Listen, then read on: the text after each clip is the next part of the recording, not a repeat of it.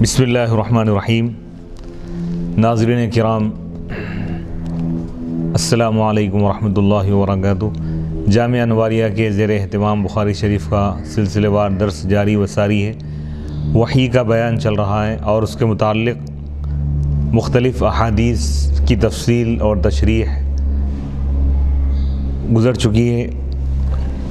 ایک حدیث پاک جو گزر چکی ہے اس کے متعلقات اور اس کے مختلف پہلو بیان کیے گئے، اور اس میں نبی پاک علیہ الصلوۃ والسلام نے ہرقل کو اسلام لانے کی دعوت دی، اس کا بیان ہے۔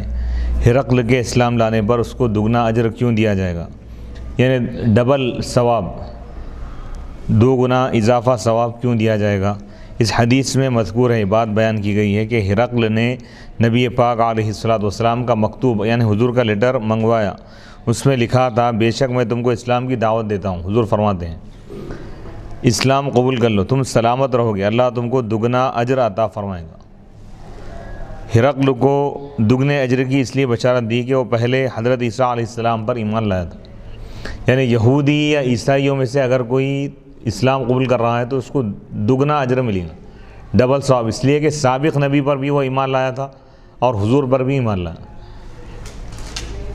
پھر سیدنا محمد مصطفیٰ صلی اللہ علیہ وسلم پر ایمان لائے گا تو وہ نبیوں پر، تو 2 نبیوں پر ایمان لانے کی وجہ سے اس کو دگنا اجر ملے گا، اور یہ اس آیت کے موافق ہے۔ اولئک یؤتون اجرہم مرتین، سورہ قصص آیت نمبر 54۔ ان لوگوں کو ان کا اجر 2 مرتبہ دیا جائے گا، ثواب۔ دگنے اجر کی یہ وجہ بھی ہو سکتی ہے کہ ہرقل کا اسلام لانا اس کے متبعین کے اسلام لانے کا بھی سبب ہوگا، کیونکہ ان بادشاہ تھا، اس کے ماننے والے، اس کو جو لوگ فالو کرنے والے ہیں۔ اگر یہ اعتراض کیا جائے کہ قرآن مجید میں وَأَن لَيْسَ لِلْإِنسَانِ إِلَّا مَا سَعَى، سورہ نجم آیت نمبر 39، یعنی انسان کو صرف اس کی سعی اور کوشش کا اجر ملتا ہے، تو اس کا جواب یہ ہے کہ اس آیت میں اللہ تعالیٰ کے عدل کا اظہار ہے، نظام عدل کو بیان کرے۔ اللہ تعالیٰ کے 2 نظام ہیں، ایک عدل کا نظام ہے، ایک فضل کا نظام ہے، اور جس آیت میں دگنے اجر کا ذکر ہے وہ اس کا فضل ہے۔ کہیں ایک ہی ثواب دوں گا، بلکہ اللہ جو فرمایا اس کے عدل کا تقاضا ہے، اور جہاں پہ زیادہ ثواب کی بات کی جا رہی ہے وہ اللہ کے فضل کی بات ہے، تو اللہ عدل بھی کرنے والا ہے، فضل بھی فرمانے والا ہے۔ اس کی توجیہ کہ ہرقل کے متبعین کے اسلام نہ قبول کرنے کا گناہ ہرقل کو کیوں ہوگا، اس کی وضاحت۔ بھئی اس کے ماننے والے، اس کی جو رعایا ہیں، اس کی جو قوم ہے، اگر ایمان نہیں لائے گی تو حضور فرمائے کہ ان کا گناہ بھی تجھ پر ہوگا۔ دوسرا اعتراض یہ ہے کہ اس حدیث میں مذکور ہے، بات بتائی گئی ہے کہ اگر تم نے اسلام قبول نہیں کیا تو تمہارے متبعین، تمہارے ماننے والوں کے اسلام نہ لانے کا گناہ بھی تم ہی پر ہوگا۔ حالانکہ قرآن مجید میں وَلَا تَزِرُ وَازِرَةٌ وِزْرَ أُخْرَىٰ، سورہ بنی اسرائیل آیت نمبر 15، اور کوئی بوجھ اٹھانے والا کسی دوسرے کے گناہ کا بوجھ نہیں اٹھائے گا، یعنی ایک شخص کو دوسرے کے گناہ کا عذاب نہیں ہوگا۔ تو اس کا جواب یہ ہے کہ ہرقل کا گناہ یہ تھا کہ وہ اپنے متبعین کی گمراہی کا سبب بنا، یعنی اس کی وجہ سے وہ لوگ اس کے دباؤ میں اسلام قبول نہیں کریں،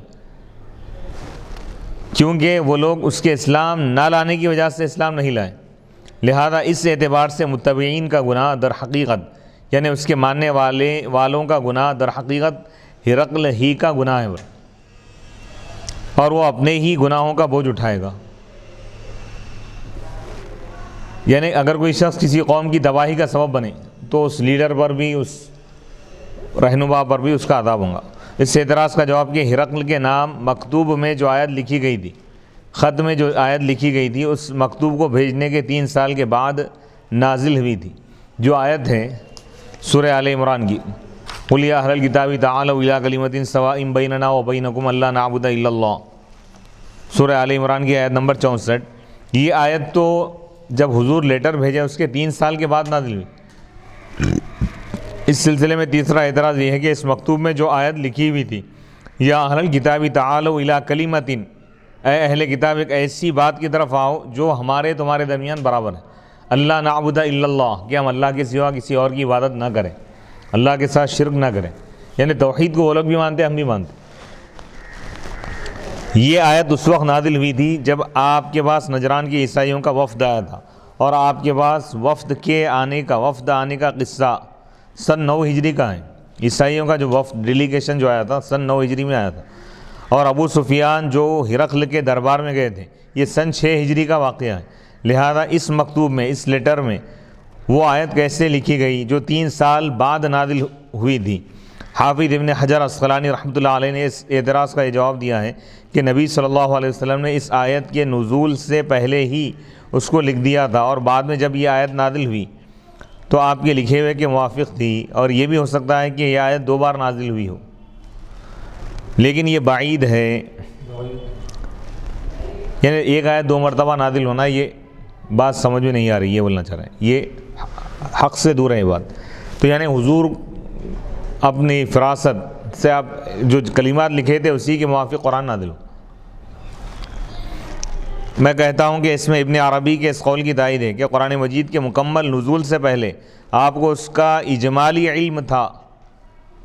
شارح کہہ رہے ہیں کہ پورا قرآن نازل ہونے سے پہلے اس کا اجمالی علم، قرآن میں کیا کیا چیزیں اللہ تعالیٰ پہلے ہی بتا دیا. یہ ہرقل کا آخری امر تھا. آیا اس سے مراد اس کی زندگی کا آخری واقعہ ہے یا دعوت ایمان کے سلسلے میں آخری بات تھی؟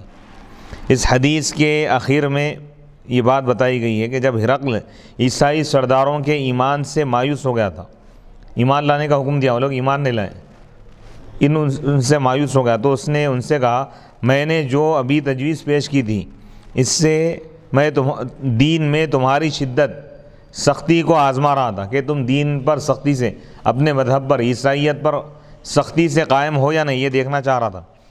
سو مجھے معلوم ہو گیا. پھر ان سب سرداروں نے ہرقل کو سجدہ کیا اور اس سے راضی ہو گئے، اور یہ ہرقل کا آخری امر تھا. اس کی شرح میں آخری معاملہ تھا اس کا. اس کی شرح میں حافظ عسقلانی رحمۃ اللہ علیہ فرماتے ہیں کہ اس کے معنی یہ ہے کہ ہرقل کے ایمان لانے کے سلسلے میں یہ آخری بات یا آخری واقعہ تھا. اس کے معنی یہ نہیں ہے کہ ہرقل کے واقعات کے سلسلے میں یہ آخری واقعہ تھا، کیونکہ اس کے بعد ہرقل نے جنگ موتا میں اور تبوک میں مسلمانوں کے خلاف لشکر کشی کی تھی. لشکر یعنی حملہ کیا تھا، اور نبی صلی اللہ علیہ وسلم نے اس کو دوبارہ مکتوب بھیجا تھا. اور امام ابن اسحاق نے یہ روایت ذکر کی ہے کہ ہرقل نے جب ملک شام سے قسطنطنیہ جانے کا ارادہ کیا تو اس نے رومی سرداروں پر چند چیزیں پیش کی کہ یا تو وہ اسلام قبول کر لیں یا جزیہ دے، یا نبی صلی اللہ علیہ وسلم سے صلح کر لیں، اور آپ ان کو عادت اور معمول سے کم چیز پر باقی رکھیں. لیکن انہوں نے اس کا انکار کر دیا. پھر وہ شام سے روانہ ہو گیا اور اس نے اہل شام کو آخری سلام کیا، یعنی ان کو وداعی سلام کیا، اور قسطنطنیہ میں داخل ہو گیا.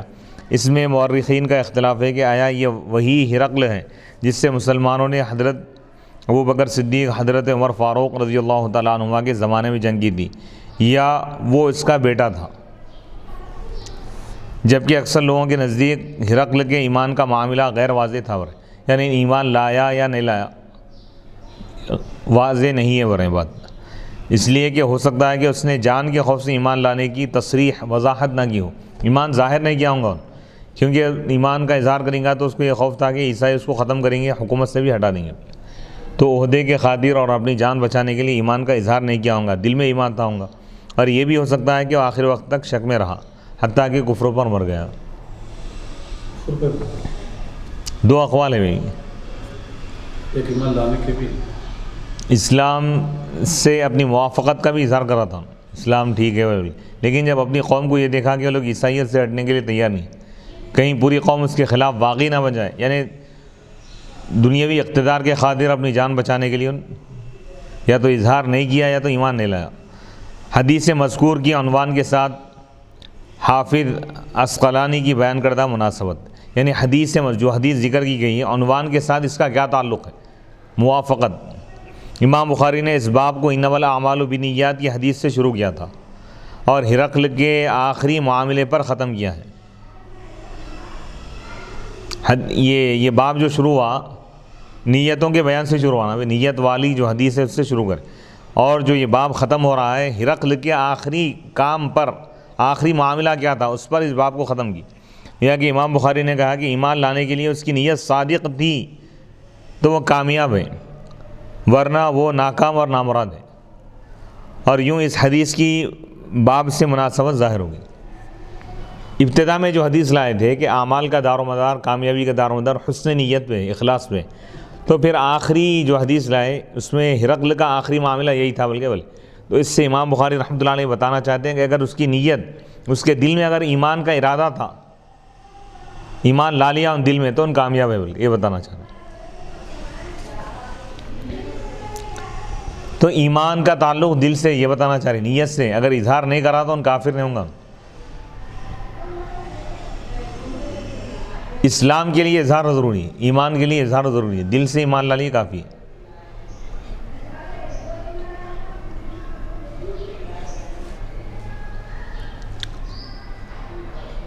حافظ بدر الدین محمود بن احمد عینی حنفی رحمۃ اللہ علیہ اس حدیث کی عنوان باب سے موافقت کے سلسلے میں لکھتے ہیں۔ باب کا جو عنوان ہے، جو ٹاپک ہے، اس سے اس کی کیا مناسبت ہے، کیا نسبت ہے، کیا موافقت ہے، اس کے بارے میں فرماتے ہیں کہ اس حدیث میں ایسے متعدد کئی جملے ہیں جن سے یہ معلوم ہوتا ہے کہ جس شخص پر وحی کی جاتی ہے اس کو کیسی صفات کا حامل ہونا چاہیے۔ مثلا یہ کہ اس کا نسب اپنی قوم میں سب سے افضل ہو۔ حضور علیہ السلام کا خاندان تمام خاندانوں میں اعلیٰ تھا، افضل۔ اس قوم میں اس سے پہلے کسی نے نبوت کا دعویٰ نہ کیا ہو، اس نے اس سے پہلے کبھی جھوٹ نہ بولا ہو، اور اس کے متبعین، ماننے والے، کبھی اس کے دین کو ناپسند کر کے اس سے نہ پھریں۔ اسلام میں جو داخل ہو گئے کہیں ایمان کو نہیں چھوڑے، جان دے دیے لیکن ایمان کو نہیں چھوڑے۔ اور یہ بدء الوحی کے ساتھ واضح مناسبت ہے۔ وحی کے آغاز کے وقت کیا کیفیت تھی وہ بتا رہے ہیں۔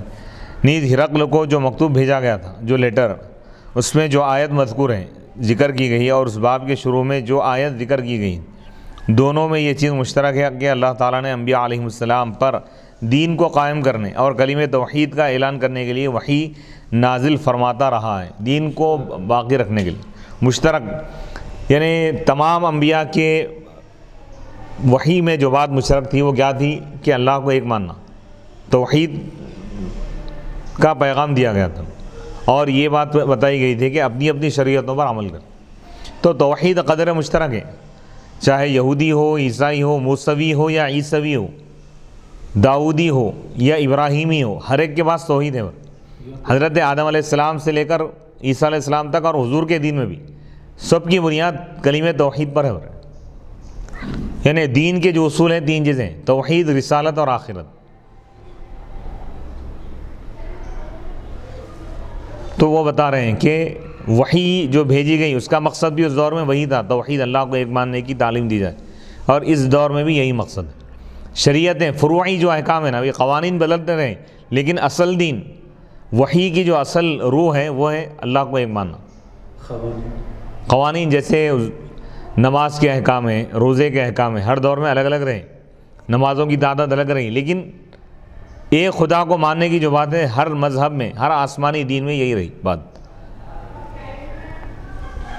تو یعنی ہر نبی کی امت میں اگرچہ کہ نماز وہ لوگ بھی پڑھتے رہے، روزہ وہ لوگ بھی رکھتے رہے، زکوٰۃ وہ لوگ بھی دیتے رہے، لیکن طریقہ الگ الگ رہا، طریقے اور تعداد وہ الگ الگ رہے، نصاب الگ رہا۔ جیسے زکوٰۃ امت محمدیہ بھی دیتی ہے، لیکن 2.5% ہے ہمارے پاس، 40 روپیے میں 1 روپیہ، اور ان کے پاس ربع یعنی چوتھائی حصہ دینا تھا، 40 روپیے میں 10 روپیے شریعت عیسوی میں۔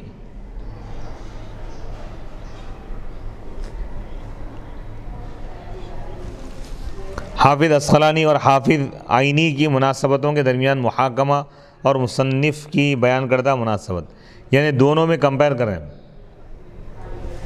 میں کہتا ہوں کہ حافظ ابن حجر اور حافظ عینی دونوں نے بہت عمدہ مناسبت بیان کی ہے، بہترین، لیکن حافظ اسقلانی کی مناسبت باب کی پہلی حدیث کے ساتھ ہے، اور حافظ عینی کی مناسبت باب کے عنوان کے ساتھ ہے، اور مطلوب یہی ہوتا ہے کہ باب کی حدیث کی مناسبت باب کے عنوان کے ساتھ بیان کی جائے۔ حدیث جو لائی جا رہی ہے اس باب کا جو عنوان ہے اس کے موافق رہنا، عنوان جو ہے حدیث بھی ویسی ہونا، حدیث میں اس کا ذکر ہونا یا اس کی طرف اشارہ ہونا۔ اس اعتبار سے حافظ عینی کی شرح حافظ اسقلانی کی شرح پر فائق ہے۔ चला فائق ہے یعنی عمدۃ القاری علامہ عینی کی جو شرح ہے تشریح ہے یہ زیادہ عمدہ ہے ابن حجر العسقلانی کے مقابلے میں۔ علامہ عینی نے حدیث سے مذکور کی ذکر کی ہوئی حدیث کی عنوان باب کے ساتھ جو مناسبت بیان کی ہے وہ بہت اچھی مناسبت ہے لیکن اتنی عمدہ بھی نہیں ہے، کیونکہ علامہ عینی نے یہ کہا ہے کہ اس حدیث میں بتایا ہے کہ جن پر وحی کی جاتی ہے ان کی کیسی صفات ہونی چاہیے، گویا اس حدیث کی وحی کے ساتھ مناسبت ہے، لیکن اس کے باب کا جو عنوان ہے صرف وحی نہیں ہے، بدء الوحی ہے، وحی کا آغاز۔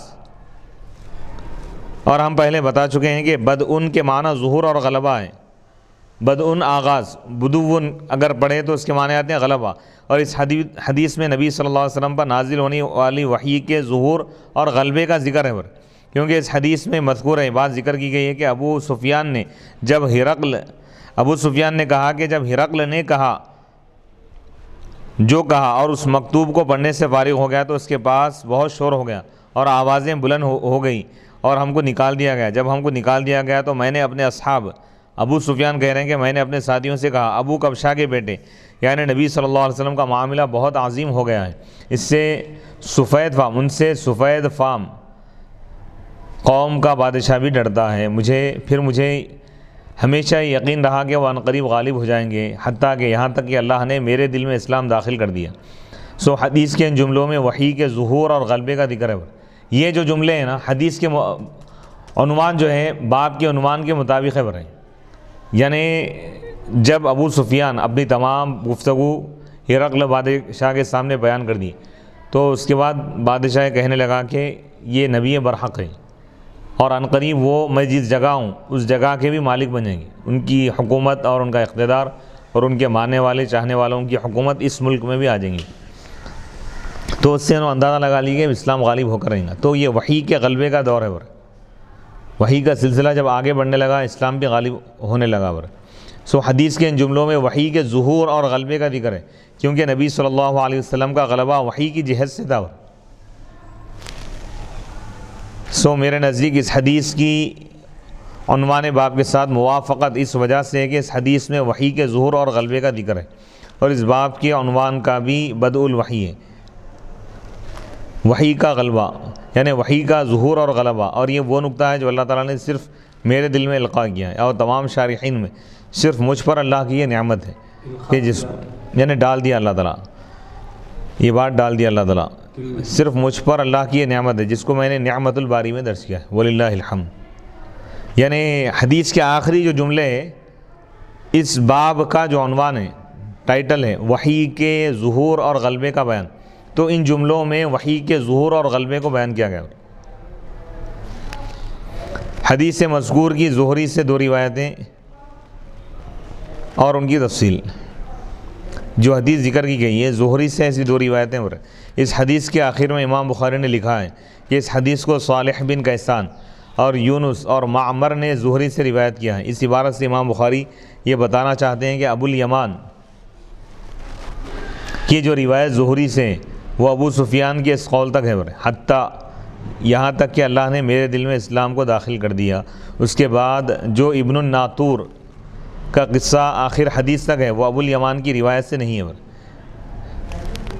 اسی وجہ سے امام بخاری نے اس حدیث کو ابو الیمان کی سند سے کتاب الجہاد اور کتاب التفسیر میں رقم یعنی اس کا نمبر کیا ہے، حدیث 2941 اور حدیث نمبر 4553 میں ابو سفیان کے اس قول تک روایت کیا ہے، حتیٰ کہ یہاں تک کہ اللہ تعالیٰ نے میرے دل میں اسلام کو داخل کر دیا، اور اس کے بعد ابن الناطور کا قصہ بیان نہیں کیا۔ اب امام بخاری یہ بیان کر رہے ہیں کہ ابن الناطور کا یہ قصہ صالح بن کیسان سے مروی ہے، وہ یونس سے، وہ معمر اور وہ زہری سے روایت کرتے ہیں۔ خلاصہ یہ ہے کہ زہری سے دو روایتیں، ایک روایت ابو الیمان کی ہے جو ابو سفیان کے قول تک مذکور ہے، ذکر کی گئی، اور دوسری روایت صالح بن کیسان کی ہے جس میں ابن الناطور کا قصہ آخر حدیث تک ہے، بعض میں مختصر ہے بعض میں پورا تفصیلی۔ یہ وحی کا بیان مکمل ہو گیا۔ کتاب الایمان یہاں سے ایمان کا بیان ہے، کتاب نمبر 2 ہے۔ اس سے پہلے امام بخاری نے یہ باب ذکر کیا تھا بابن کیف کان بدء الوحی، یعنی وحی کی ابتدا کیسے ہوئی یا وحی کا ظہور اور غلبہ کیسے ہوا، یہ امام بخاری کے الجامع الصحیح کے مقدمے کے قائم مقام تھا۔ اور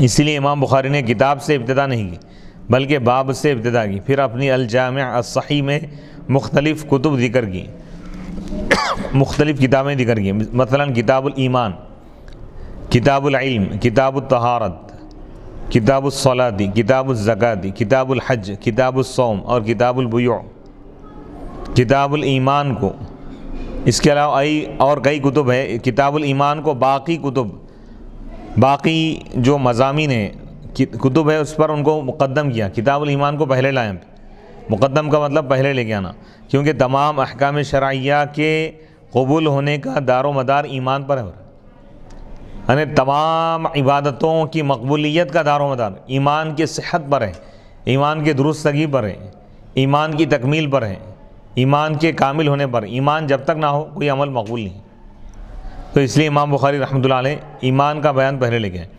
اور ایمان تمام اعمال کی شرط ہے، اور شرط مشروط پر مقدم ہوتی، یعنی جس کے لیے شرط ہے اس سے مقدم ہوتی، جیسے نماز کے درست ہونے کے لیے وضو کا ہونا شرط ہے، نماز شرط ہے اور یعنی وضو شرط ہے، نماز مشروط ہے، تو شرط پہلے ہوتی ہے، مشروط بعد میں، پہلے وضو ہوگا اس کے بعد نماز ہوں گی۔ تو اسی طرح عمل بعد میں، پہلے ایمان ہونا ہے، ایمان شرط ہے عمل کے قبول ہونے کے لیے، اور عمل مشروط ہے، شرط مشروط سے پہلے ہوتا، تو لہذا ایمان عمل سے پہلے ہوگا۔ سبحان اللہ، سبحان اللہ۔ اور شرط مشروط پر مقدم ہوتی ہے، یعنی شرط پہلے ہوتی ہے۔ اس کے بعد کتاب العلم کو ذکر کیا، کیونکہ احکام شرعیہ پر عمل کرنے کے لیے علم کی ضرورت ہے، اور علم ہی سے احکام ایک دوسرے سے ممتاز ہوتے ہیں، علیحدہ پہچانے جا سکتے ہیں۔ اس کے بعد کتاب الصلاۃ کو ذکر کیا، کیونکہ ایمان لانے کے بعد جو عبادت سب سے پہلے فرض ہوتی ہے وہ نماز ہے۔ قرآن میں ہے، قرآن مجید میں الذین یؤمنون بالغیب، وہ لوگ جو غیب پر ایمان لاتے ہیں، وہ یقیمون الصلاۃ، اور نماز قائم کرتے ہیں۔ تو نماز کا ذکر بعد میں فرما رہا ہے اللہ تعالیٰ، پہلے ایمان کا ذکر لا رہا ہے، کیونکہ ایمان کے بغیر نماز ناقابل اعتبار ہے۔ ایمان کے بعد نماز کا مرتبہ ہے، اور چونکہ نماز کی ادائیگی طہارت پر موقوف ہے، اس کا دار و مدار جب تک طہارت نہیں ہوگی نماز ادا نہیں ہوگی۔ اس لیے کتاب الایمان کے بعد پہلے کتاب طہارات کا ذکر کیا، اور اس کے بعد کتاب الصلاۃ کا ذکر کیا، اور قرآن مجید میں بہت ساری جگہ مقامات پر نماز کے بعد زکوٰۃ کا حکم دیا ہے، اس لیے کتاب الصلاۃ کے بعد کتاب الزکوٰۃ کا ذکر کیا۔ اور نماز بدنی عبادت ہے، اور زکوٰۃ مالی عبادت ہے، اور حج بدنی عبادت اور مالی عبادت کا مجموعہ ہے، اس لیے کتاب الزکوٰۃ کے بعد کتاب الحج کا ذکر کیا، اور اس کے بعد روزے کا ذکر کیا، اور کتاب الصوم کو بیان کیا، کیونکہ احادیث میں ان 4 عبادتوں کے ساتھ روزے کا ذکر ہے، اور ان 4 عبادتوں کو مقدم کیا، پہلے بیان کیے، کیونکہ یہ 4 عبادات وجودی ہیں، یہ 4 عبادات وجودی ہیں، اور روزہ عدمی ہے، عدمی، روزے کا کوئی وجود نہیں ہے نا۔ نماز وجود، کوئی چیز کر رہے ہیں، نماز میں قرآن پڑھ رہے ہیں، اللہ اکبر، تکبیر تحریم، ہاتھ باندھ رہے ہیں، رکوع کر رہے ہیں، کوئی چیز وجود میں آ رہی نا نماز میں، لیکن روزے میں کوئی چیز وجود میں نہیں آ رہی۔ روزے میں کچھ کرنا ہے کیا؟ کرنا کچھ بھی نہیں ہے، سب چھوڑنا ہے۔ سبحان اللہ، سبحان اللہ۔ ظاہر میں کوئی چیز دکھ کے نہیں آ رہی، یہ بولنا چاہ رہے ہیں۔ وجودی کا مطلب وہ عمل جو ظاہر میں دکھ کر آئے، جیسا نماز ہے، نماز پڑھ رہے تو آپ کو معلوم ہے، کوئی روزہ اگر ہے تو آپ کو معلوم نہیں تھا، کیونکہ اس میں کچھ کرنا نہیں ہے نا۔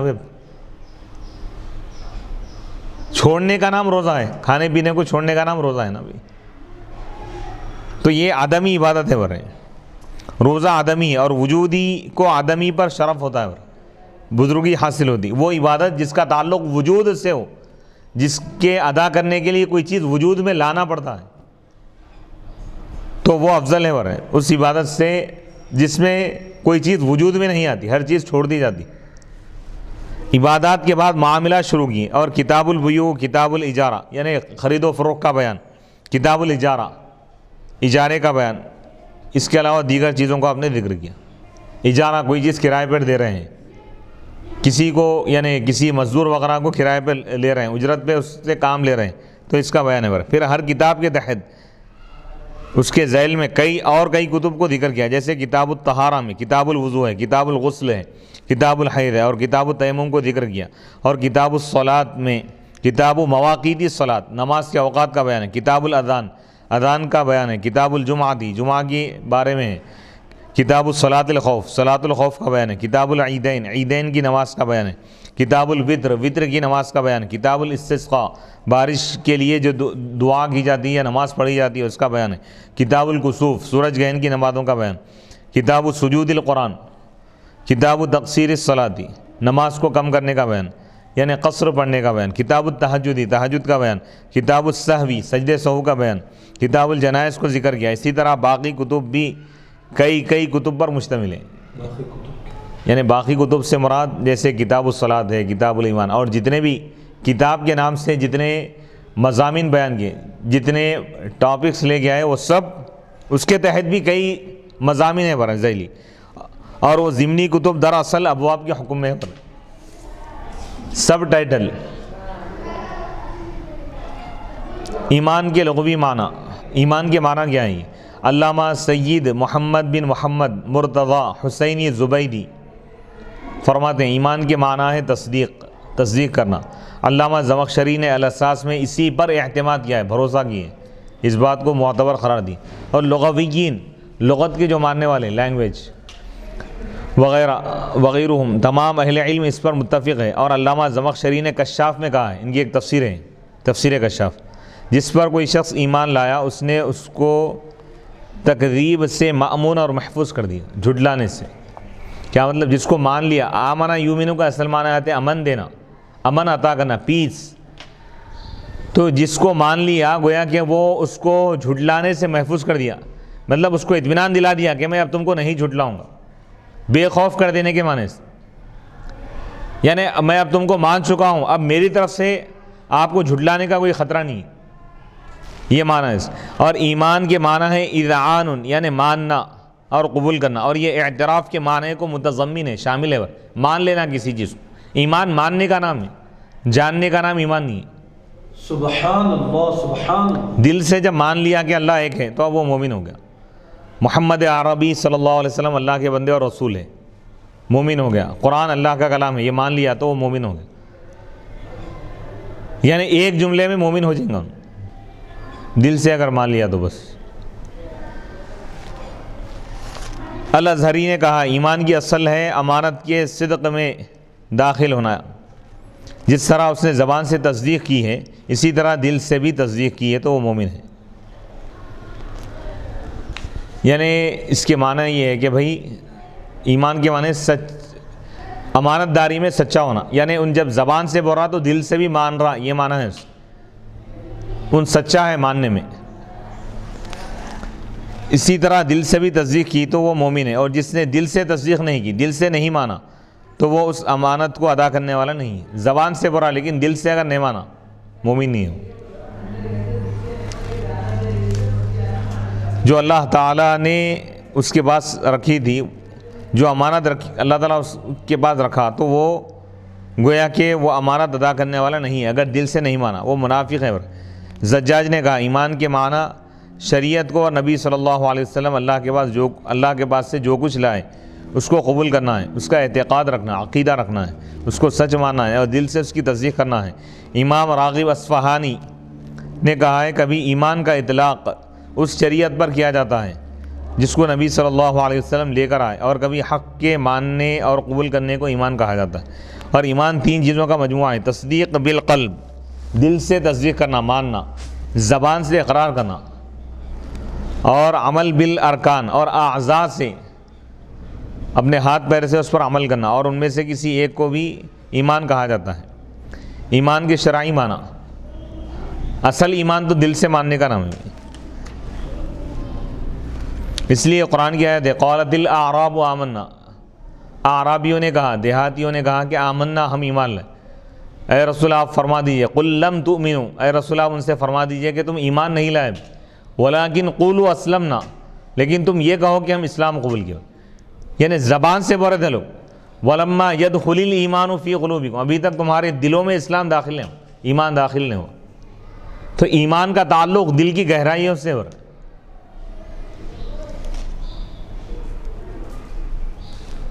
ایمان کے شرعی معنی،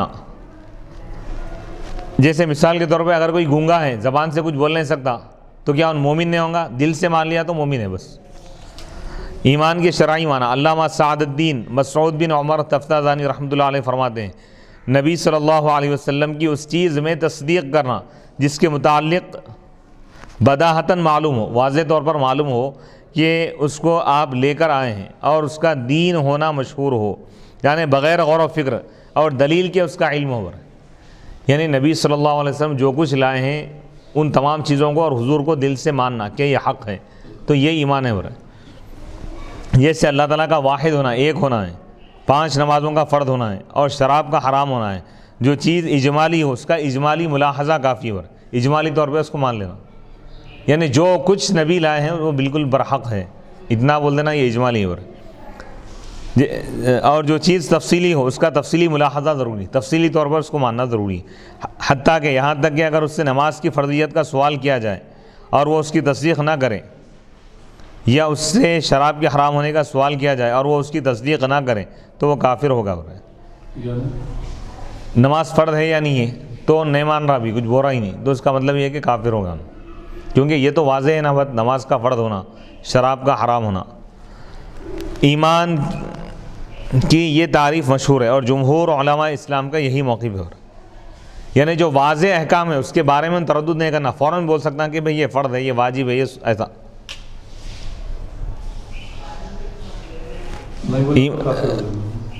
ہو۔ مسلمان بھی اگر نہیں بولے، یعنی فرضیت کو نہیں مان رہا بھائی، نہیں مطلب اگر اس سے یہ بات پوچھی جا رہی ہے کہ نماز کیا ہے، روزہ کیا ہے، زکوٰۃ کیا ہے، حج کیا ہے، تو وہ اس کا ایک عام انسان جو مسلمان ہے تو اس کا وہ فوری اقرار کرے کہ نماز فرض ہے، روزہ فرض ہے، زکوٰۃ فرض ہے، حج فرض ہے، فوری اس کا وہ بلا تردد اس کا جواب دینا، مان لینا اس۔ اچھا، رکعتیں یا طریقے اگر اس کو نہیں معلوم ہے تو الگ بات ہے، اس سے کوئی فرق نہیں پڑے گا، لیکن نفس نماز فرض ہے یہ اس کو ماننا ہو، اس پہ کوئی تردد دینا، یعنی وہ احکام جو بہت ہی زیادہ مشہور ہے بھائی، یعنی وہ احکام جو بالکل واضح ہیں جس میں غور و فکر کی ضرورت نہیں پڑتی، جیسے نماز، پوری دنیا نماز پڑھ رہی دیکھ رہا ہے، لیکن اس کے باوجود اگر اس کو تردد ہو رہا تو اس کا مطلب یہ کہ ایمان نہیں ہے اس کا، تردد یعنی شک ہو رہا ہے، پس و پیش۔ ایمان کی تعریف میں فقہاء اسلام کے مشہور مذاہب، اہل قبلہ کے ایمان کی تعریف میں چند مذاہب ہیں۔ اکثر محققین اور امام اعظم ابو حنیفہ رحمۃ اللہ علیہ کا مذہب یہ ہے کہ ایمان صرف تصدیق کا نام ہے، مان لینے کا نام ہے، دل سے مان لیا تو بس وہ مومن ہوگا، اور اقرار اسلامی احکام کے اجراء کے لیے شرط ہے، اسلامی احکام جاری کرنے کے لیے اقرار ضروری ہے، اور نیک اعمال کا کرنا درجات میں بلندی کا سبب ہے۔ خوارج کا مذہب ہے تصدیق، اقرار اور اعمال کے مجموعے کا نام ایمان ہے۔ خارجی جو فرقہ ہے وہ یہ کہتا ہے کہ بھئی ایمان 3 چیزوں کا نام ہے، دل سے ماننا، زبان سے اقرار کرنا اور عمل کرنا، اور نیک عمل کے ترک کرنے یعنی چھوڑ دینے یا نافرمانی کرنے سے انسان ایمان سے نکل جاتا ہے اور کفر میں داخل ہو جاتا ہے۔ خوارج کے پاس کیا ہے، اگر کوئی مسلمان کلمہ تو پڑھ لیا، زبان سے اقرار کیا، دل سے مان لیا، لیکن عمل نہیں کیا تو وہ لوگ یہ کہتے ہیں کہ ایمان سے نکل جاتا ہے، کافر ہو جاتا ہے خوارج کے پاس۔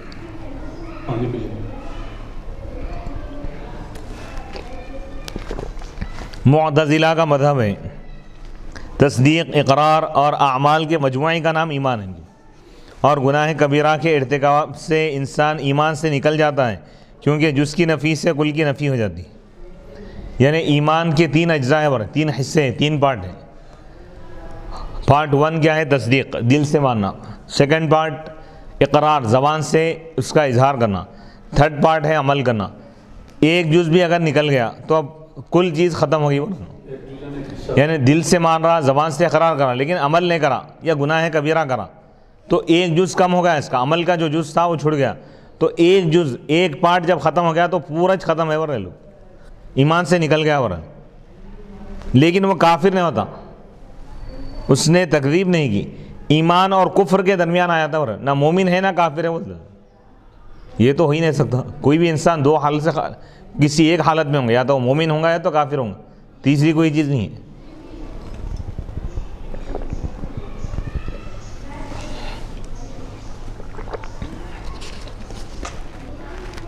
ائمہ ثلاثہ یعنی امام شافعی، امام احمد اور امام مالک اور محدثین کا مذہب ہے تصدیق، اقرار اور اعمال کے مجموعے کا نام ایمان ہے، اور گناہ کبیرہ کے ارتکاب سے انسان ایمان سے نکلتا ہے، نہ کفر میں داخل ہوتا ہے بلکہ فاسق ہوتا ہے۔ وہ لوگ یعنی محدثین اور ائمہ ثلاثہ کے پاس ایمان کے 3 اجزاء ہیں: تصدیق، دل سے ماننا، زبان سے اقرار کرنا اور عمل کرنا۔ لیکن یہ لوگ کہتے ہیں کہ اگر کوئی شخص گناہ کبیرہ کرے ایمان لانے کے بعد، یا کوئی فرض چھوڑ دے، نافرمانی کرے، تو اس کی وجہ سے وہ گنہگار ہوں گا، لیکن وہ ایمان سے خارج نہیں ہوں گا، کافر نہیں ہوں گا، خارج ایمان سے نہیں نکلے گا۔ 5واں مذہب بتا رہے ہیں، مرجئہ کا مذہب یہ ہے، یہ ایک فرقہ ہے یہ، کہ ایمان لانے کے بعد انسان کے لیے نیک عمل کرنا ضروری نہیں، اور نہ گناہ کبیرہ کے ارتکاب سے اس سے کسی عذاب کا خطرہ ہے۔ ایمان لا لی بس کافی ہے ورلو۔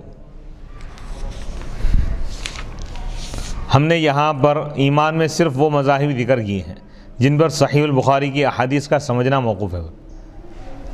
ائمہ ثلاثہ اور محدثین جن آیات اور احادیث سے ایمان میں کمی اور زیادتی پر استدلال کرتے ہیں، دلیل لاتے ہیں، وہ ہم احناف کے نزدیک ایمان کامل پر محمول ہے۔ کامل ایمان مراد ہے ہم، یعنی وہ احادیث جس میں ایمان میں کمی اور زیادتی کا ذکر ہے۔ احناف کا مذہب یہ ہے کہ بھئی ایمان میں کمی زیادتی نہیں ہوتی، ایمان کم ہو رہا زیادہ ہو رہا ایسا نہیں، ایمان یقین کا نام، یقین میں ذرہ برابر بھی اگر کمی ہو جائے تو وہ یقین باقی نہیں ہوتا، اور یقین میں اضافہ بھی نہیں ہوتا۔ یقین ایک کیفیت کا نام ہے، حتیٰ کہ یعنی اللہ کو دیکھے بغیر بھی ہمارا وہی یقین ہے جو اللہ کو دیکھنے کے بعد یقین ہوگا۔ سبحان اللہ، اللہ کو دیکھنے سے ہمارے یقین میں کچھ اضافہ نہیں ہوگا، اللہ کو دیکھے بغیر بھی ہمارا یہ کامل یقین ہے کہ اللہ موجود ہے، اللہ تنہا خدا ہے، یہ ہمارا یقین ہے۔ تو یقین میں کمی زیادتی نہیں ہوتی۔ تو ایمان ہمارے پاس دلی کیفیت کا نام ہے، یقینی کیفیت کا نام ہے، تو اس کیفیت میں کمی زیادتی نہیں ہوتی، اضافہ یا کم نہیں ہوتا ہو۔ لیکن محدثین اور ائمہ ثلاثہ، امام شافعی، امام مالک، امام احمد بن حنبل کے پاس کیونکہ عمل بھی ایمان میں داخل ہے، تو عمل زیادہ کرے گا تو ان کے پاس عمل کی مقدار بڑھنے سے ایمان بھی بڑھ رہا ان کے پاس، عمل کی مقدار کم ہو گئی تو ایمان کم ہوتا۔ اب یہ لوگ احادیث لاتے ایمان زیادہ ہو رہا، ایمان کم ہو رہا بول کے، تو ہم مراد لیتے ہیں ایمان کامل مراد ہے، کمال ایمان۔ اور ہمارے نزدیک ایمان کامل میں اعمال داخل ہے۔ نفس ایمان تو اللہ کو ماننے کا نام ہے، یقین کا نام ہے، لیکن کمال ایمان کیا ہے؟ اس کے تمام تقاضوں کو پورا کرنا، یہ کامل ایمان ہے۔ اس لیے ایمان کامل میں کمی اور زیادتی ہو سکتی ہے۔ ہمارے نزدیک نفس ایمان میں اعمال داخل نہیں ہے، وہ صرف تصدیق کا نام ہے، اور اس کا ائمہ ثلاثہ اور محدثین بھی انکار کرتے ہیں، انکار نہیں کرتے، اور اس کا ائمہ ثلاثہ اور محدثین بھی انکار نہیں کرتے۔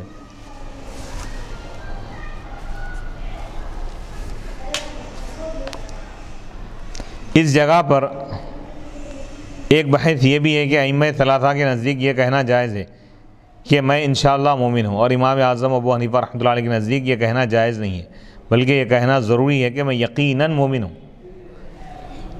کیونکہ اگر کوئی کسی سے پوچھے کہ بھئی آپ مومن ہے یا نہیں ہے، تو انشاءاللہ میں مومن نہیں بولے، اگر اللہ چاہا تو میں ایمان والا ہوں، ایسا نہیں۔ شک ہے کہ آپ کو نہیں، یقیناً میں ایمان والا ہوں، یہ بولیں گے، یہ جواب دیں گے۔ الحمدللہ، ہاں الحمدللہ بھی بول سکتے ہیں، کیونکہ جس چیز کے ہونے میں شک ہو اس کے متعلق انشاءاللہ کہا جاتا ہے۔ اگر وہ کہے گا میں انشاءاللہ مومن ہوں تو اس کا مطلب یہ ہوگا کہ اس کو اپنے ایمان میں شک ہے۔ کوئی کام اگر ہوگا یا نہیں ہوگا نہیں معلوم ہے تو اس میں انشاءاللہ بولنا ہے، اور شک کے ساتھ وہ مومن نہیں ہو سکتا۔ احناف بول رہے ہیں کہ کامل یقین ہونا، یقین کا نام ایمان ہے۔ تاہم انسان کو اپنے خاتمے کے متعلق کچھ علم نہیں ہے کہ اس کا خاتمہ ایمان پر ہوگا یا نہیں، اس لیے وہ اپنے خاتمے کے اعتبار سے کہہ سکتا ہے کہ میں انشاءاللہ مومن ہوں، یعنی انشاءاللہ میرا خاتمہ ایمان پر ہوگا۔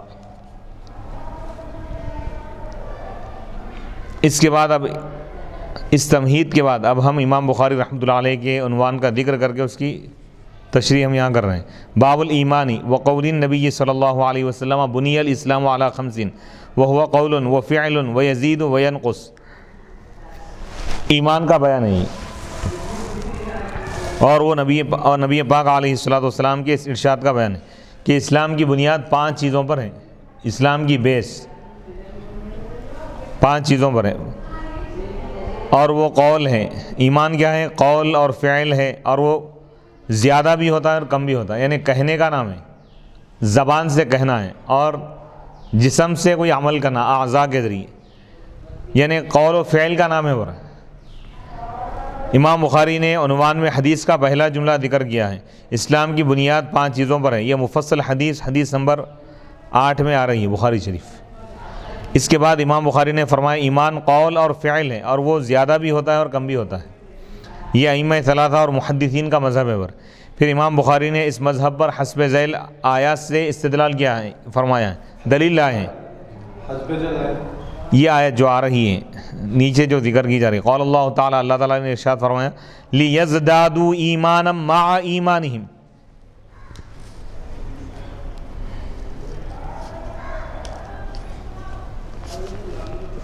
اللہ تعالیٰ فرماتا ہے تاکہ ان کے ایمان کے ساتھ ایمان زیادہ ہو. وَزِدْنَاهُمْ هُدًى. یہ جو آیت ہے سورہ فتح کی آیت نمبر 4 ہے. اللہ نے ارشاد فرمایا سورہ کہف کی آیت نمبر 13، اور ہم ان کی ہدایت میں، ان کے ایمان میں اضافہ کی. سورہ مریم کی آیت ہے، آیت نمبر 76 وَيَزِيدُ اللَّهُ الَّذِينَ اهْتَدَوْا هُدًى. ہدایت یافتہ لوگوں کی ہدایت میں اللہ تعالیٰ اضافہ کر دیا، ایمان والوں کے ایمان میں اللہ اضافہ کر دیا، اضافہ فرماتا ہے. وَالَّذِينَ اهْتَدَوْا زَادَهُمْ هُدًى وَآتَاهُمْ تَقْوَاهُمْ. سورہ محمد آیت نمبر 17. وہ لوگ جو ہدایت اختیار کیے، اللہ تعالیٰ ان کی ہدایت میں اور اضافہ کیا. وَآتَاهُمْ تَقْوَاهُمْ. اور ان کو ان کا تقوی عطا فرمایا. وَيَزْدَادَ الَّذِينَ آمَنُوا. سورہ مدثر آیت نمبر 31. یعنی اور تاکہ ایمان والوں کے اور ایمان میں اضافہ ہو جائے. ایکم زادتہ ہذہ ایمانا. تم میں سے کس شخص کے ایمان میں یہ آیتیں اضافہ کر دیں. فاما الذین آمنوا. اب رہے وہ لوگ جو ایمان لائے. فزادتہم ایمانا. تو یہ آیتیں ان کے ایمان میں اور اضافہ کر دیں. یہ سورہ توبہ کی آیت ہے، آیت نمبر 124. وقولہ جل ذکرہ. اور اللہ سبحانہ و تعالیٰ کا یہ ارشاد ہے فخشوہم. بس تم ان سے ڈرو.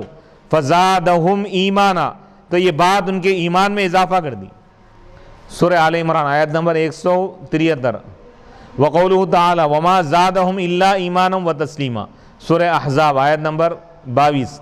اور یہ بات ان کے ایمان اور ان کے یقین میں اور اضافہ کر دی.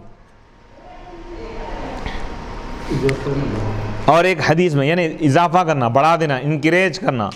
اور ایک حدیث میں والحب فی اللہ والبغض فی اللہ من الایمان.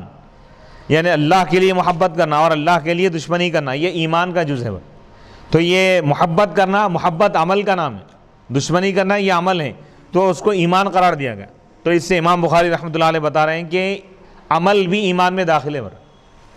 امام بخاری کا مقصد یہ ہے کہ قرآن مجید کی ان آیات میں اللہ تعالیٰ نے ایمان اور ہدایت کو زیادہ کرنے کا ذکر فرمایا، انکریج کرنے کا ذکر فرمایا.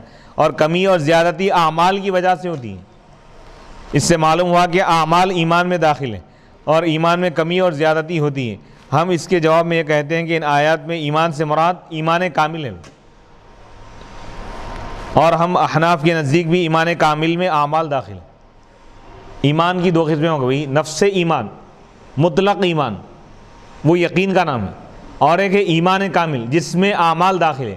یعنی اعمال کے کمال سے، اعمال کے اضافے سے ایمان کامل بڑھتا ہے.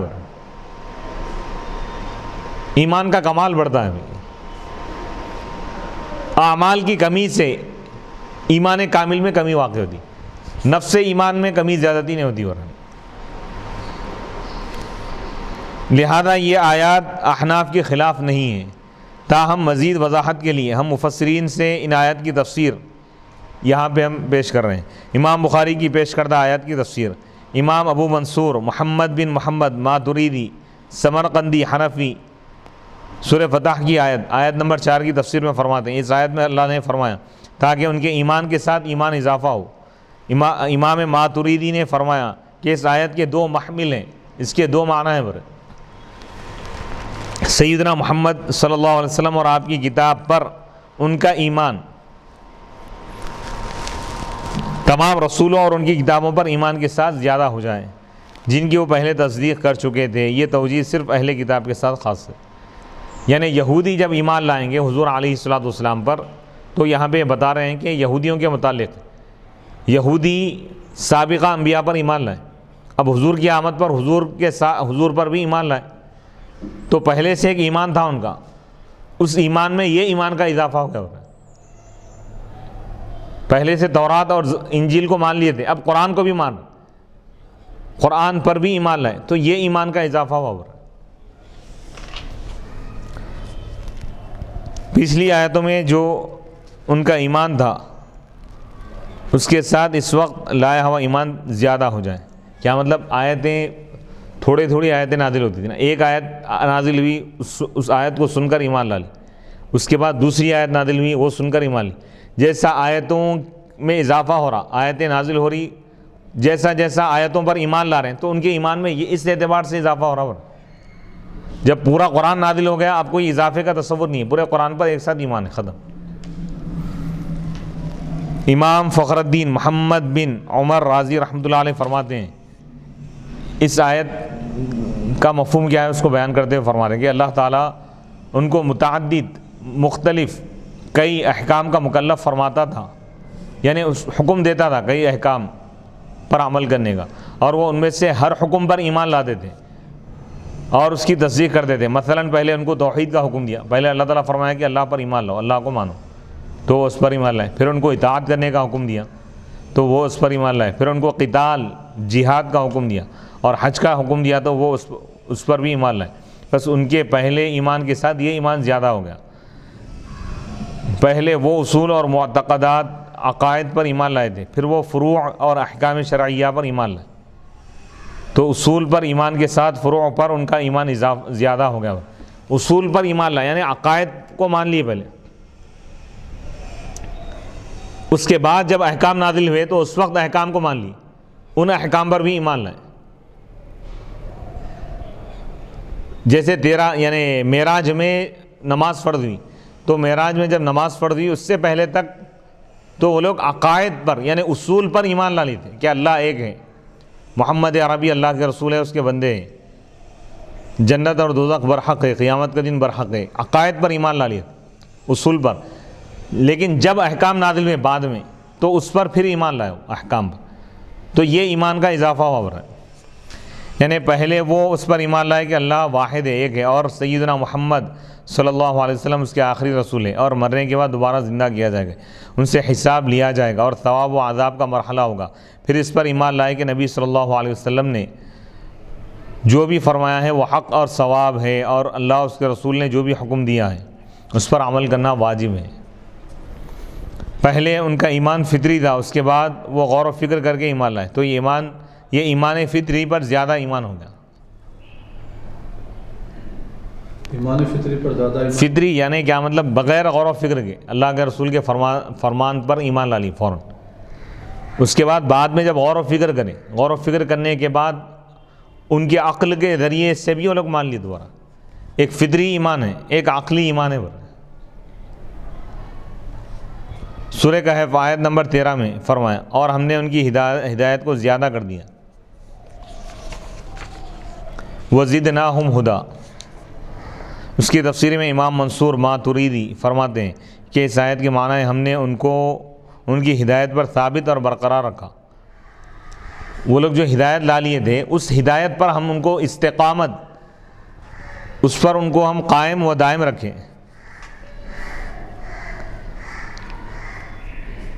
اس کی دوسری تفسیر یہ ہے کہ ہر وقت اور ہر آن میں ان کو ایک نئی ہدایت حاصل ہو رہی ہے اور انہیں اللہ تعالیٰ کی نئی شان کی ہدایت حاصل ہو رہی ہے۔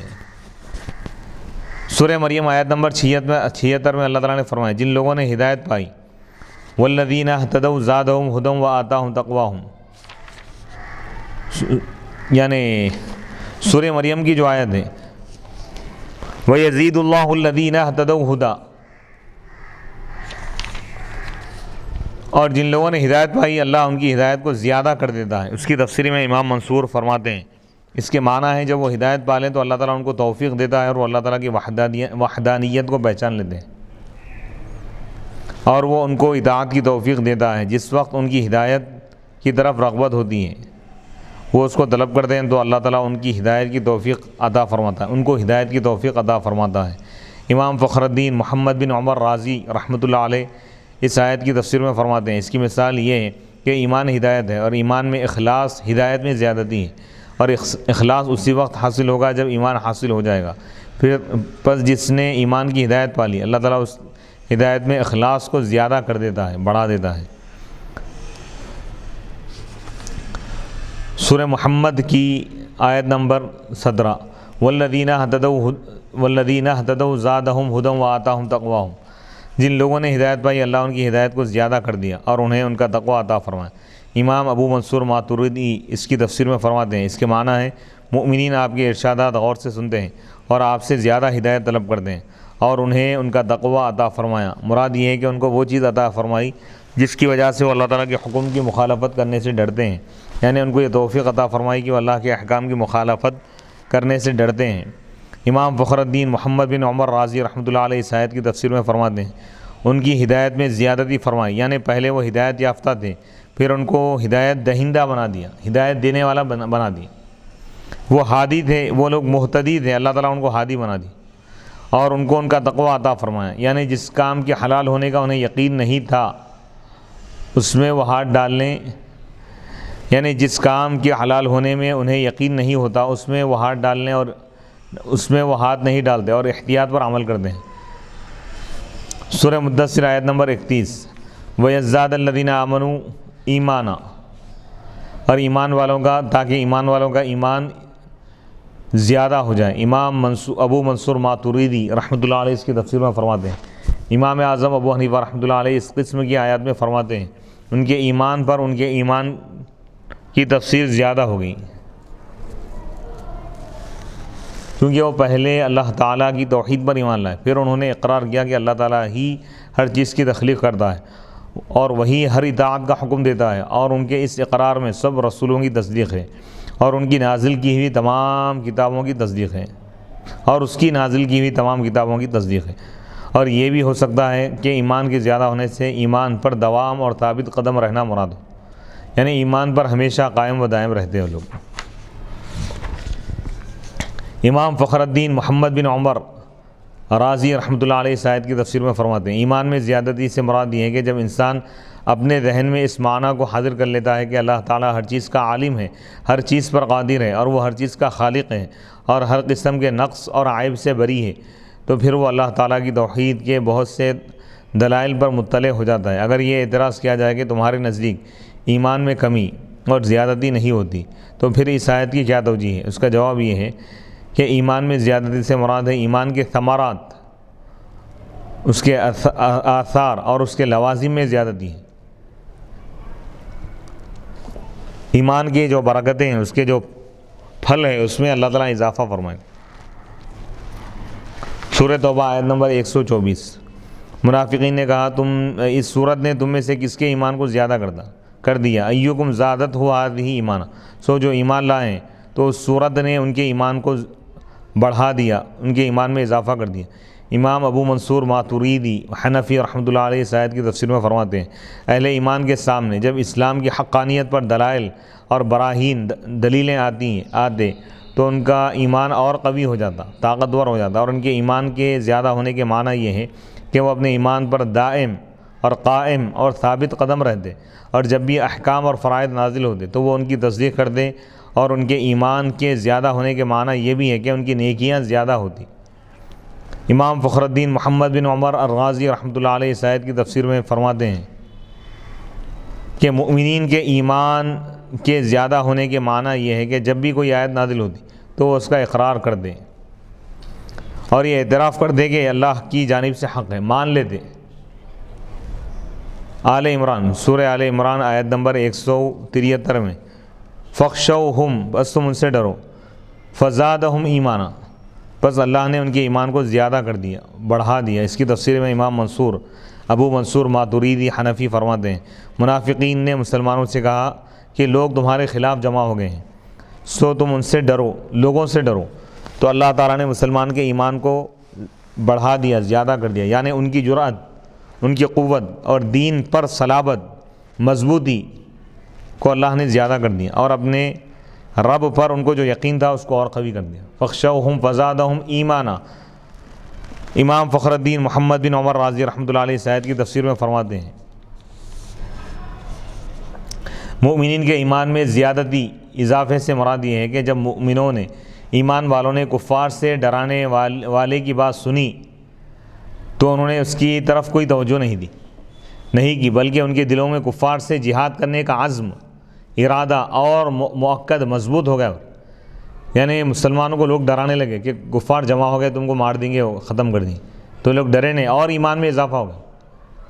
تو معلوم یہ ہوا کہ ایمان والے کی پہچان یہ ہے کہ نہ وہ بیماری سے ڈرتا ہے نہ دنیا کی کسی اور چیز، وہ صرف اللہ سے ڈرتا ہے، اور رسول اللہ صلی اللہ علیہ وسلم کے احکام کی اطاعت کرنے کا جذبہ اور قوی ہو گیا، اور ان کا اللہ تعالیٰ پر یہ اعتماد، یہ بھروسہ اور مستحکم ہو گیا، مضبوط ہو گیا کہ کفار کے خلاف جنگ میں اللہ تعالیٰ مسلمانوں کی مدد فرمائے گا۔ الاحزاب، سورہ احزاب آیت نمبر 22 میں فرمایا، وما زادہم الا ایمانا و تسلیما، اور اس نے صرف ان کے ایمان اور مان لینے کو زیادہ کر دیا۔ امام ابو منصور ماتوریدی اس کی تفسیر میں، اس آیت کی تفسیر میں فرماتے ہیں، نبی اکرم صلی اللہ علیہ وسلم جب مسلمانوں سے کسی چیز کا وعدہ فرماتے یا کسی چیز کے وقوع کی خبر دیتے، واقع ہونے کی، ایک فلاں چیز ایسا ہونے والی ہے، فلاں واقعہ ہونے والا ہے، خبر دیتے اور وہ اس کے مطابق ہو جاتا، تو نبی صلی اللہ علیہ وسلم کے وعدے اور خبر کے متعلق مسلمانوں کی تصدیق اور قوی ہو جاتی، ان کا ایمان اور پکا ہو جاتا، ایمان اور مضبوط ہو جاتا، کیونکہ اس میں نبی پاک علیہ الصلوۃ والسلام کی نبوت کے سچے ہونے کی دلیل ہے، اور اللہ تعالیٰ نے جو چیزیں مقدر کی ہیں وہ ان کو مان لیتے اور زیادہ استحکام سے اس کو تسلیم کر لیتے اور زیادہ مضبوطی سے اس کو مان لیتے۔ امام فخر الدین محمد بن عمر الرازی رحمۃ اللہ علیہ اس آیت کی تفسیر میں لکھتے ہیں، فرماتے ہیں کہ رسول اللہ صلی اللہ علیہ وسلم نے مسلمانوں سے جتنے وعدے کیے تھے وہ سب پورے ہو گئے۔ مثلا فارس پر رومیوں کو فتح حاصل ہو گئی اور مکہ فتح ہو گیا، تو مسلمانوں کو نبی صلی اللہ علیہ وسلم کے صدق پر، سچے ہونے پر جو یقین تھا وہ اور پختہ ہو گیا۔ بعض احادیث اور آثار سے امام بخاری رحمۃ اللہ علیہ کا ایمان کے زیادہ ہونے پر استدلال، یعنی دلیل لانا اور ان کے جوابات، امام بخاری نے اس حدیث کو پیش کیا، اللہ کے سبب سے محبت کرنا، اللہ کے خاطر محبت کرنا اور اللہ کے لیے بغض رکھنا ایمان کی علامتوں میں سے۔ اس حدیث میں فی اللہ کا لفظ ہے اور فی کے معنی سبب ہے، جیسا کہ اس آیت میں فذلی کن الذی لمتننی فی، سو یہ وہی شخص ہے جس کے سبب سے تم مجھے ملامت کرتی تھی۔ اس فقرے کی تائید میں حسب ذیل حدیث ہے، یہ حدیث ہیں۔ فی کے معنی یہاں پر با کے ہیں، یعنی سبب۔ آیت کا ترجمہ دوبارہ۔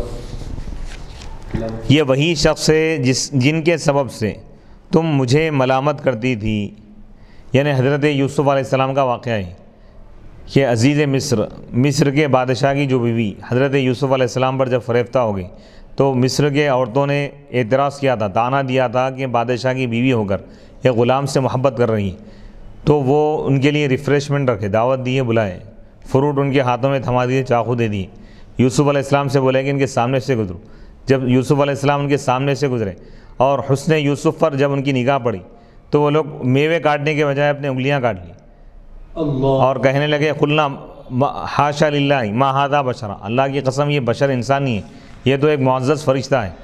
قالت، تو اس وقت زلیخا نے کہا فذلکن الذی لمتننی فی، یہ وہی شخص ہے جن کے سبب سے تم مجھ پر ملامت کر دی۔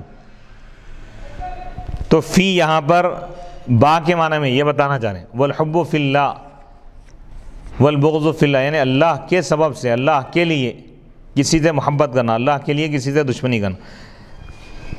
حضرت ابو ذر غفاری رضی اللہ تعالیٰ عنہ بیان کرتے ہیں کہ اللہ کے رسول علیہ الصلوۃ والسلام نے فرمایا، تمام اعمال میں افضل عمل اللہ کے سبب سے محبت کرنا اور اللہ کے سبب سے بغض رکھنا ہے۔ حضرت ابو امامہ رضی اللہ کے لیے بھائی، یعنی اپنے نفس کے لیے نہیں، یعنی کوئی اگر کسی کو تکلیف پہنچائے تو وہ اگر اس سے دشمنی رکھ رہا ہے تو اس کی ذات کے لیے ہو گیا، کوئی اگر اللہ کی عبادت نہیں کر رہا اس وجہ سے اگر اس سے دشمنی رکھ رہا ہے تو یہ اللہ کے لیے دشمنی ہے۔ حضرت ابو امامہ رضی اللہ تعالیٰ عنہ بیان کرتے ہیں کہ رسول اللہ صلی اللہ علیہ وسلم نے فرمایا جس نے اللہ کے سبب سے محبت رکھی اللہ کے لیے اور اللہ کے سبب سے بغض رکھا اور اللہ کے سبب سے عطا کیا وَأَعْطَى لِلَّهِ وَمَنَعَ لِلَّهِ اور اللہ کے سبب سے نہیں دیا کسی کو تو اس نے ایمان کو کامل کر لیا۔ مطلب یہ ہے کہ محبت اور بغض میں کمی اور زیادتی ہوتی، اس سے ثابت ہوا کہ ایمان میں کمی اور زیادتی ہوتی، تو ہم یہ کہتے ہیں کہ محبت میں کمی اور زیادتی سے ایمان کامل اور ناقص نہیں ہوتا بلکہ قوی اور ضعیف ہوتا۔ ایمان طاقتور ہے یا کمزور ہے بولیں گے۔ پھر امام بخاری رحمۃ اللہ علیہ نے یہ اثر پیش کیا، آگے ایک عبارت لا رہے ہیں، ایک قول لا رہے ہیں۔ وصلی اللہ تعالیٰ علی خیر خلقہ سیدنا محمد وعلی آلہ واصحابہ وبارک وسلم اجمعین والحمد للہ رب العالمین۔